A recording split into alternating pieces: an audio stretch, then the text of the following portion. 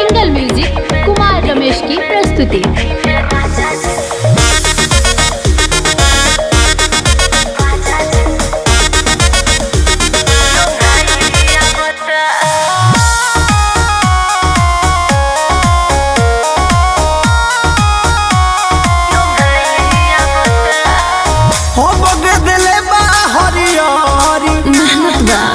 मन कर बोकाल खचौरी सच मन कर बोकाल खचौरी हो बगदले बा हरियारी तो का कहल चाहत मन कर बोकाल खचौरी चरबा देखी के धनी हो जा भाई आवता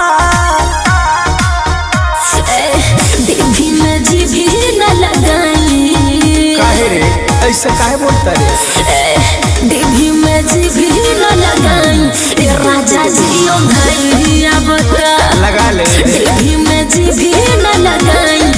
राजा जी ओ भैया बता होती ना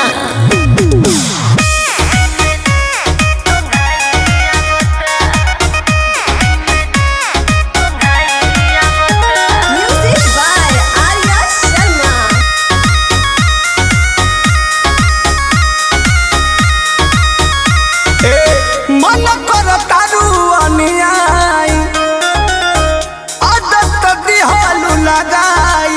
अरे तो छूट जाए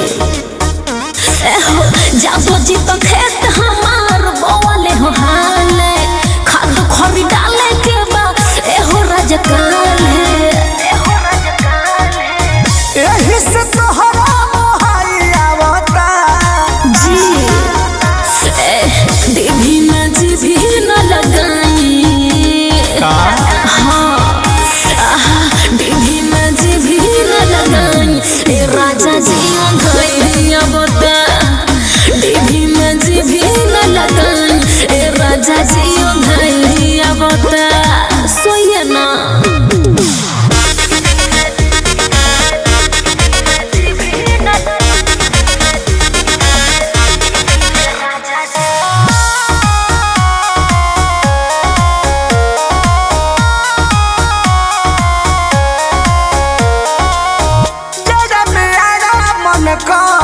सचो का छुट्टी लेके आई बनी घर तो हम का करे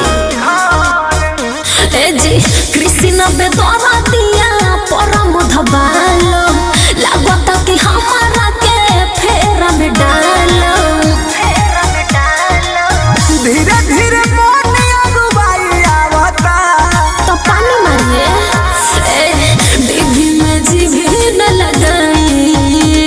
अरे जाए दो देवी में जी भी न लगाई। राजा जी ओ भैया बता देवी में जी भी न लगाई। राजा जी ओ भैया बता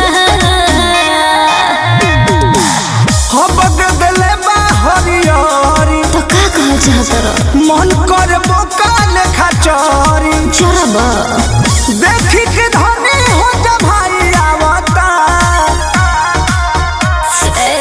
देवी में जी भी न लगाई। काहे रे ऐसे काहे बोलता रे देवी में जी भी न लगाई। राजा जी ओ भैया बता लगा ले देवी में जी भी न लगाई।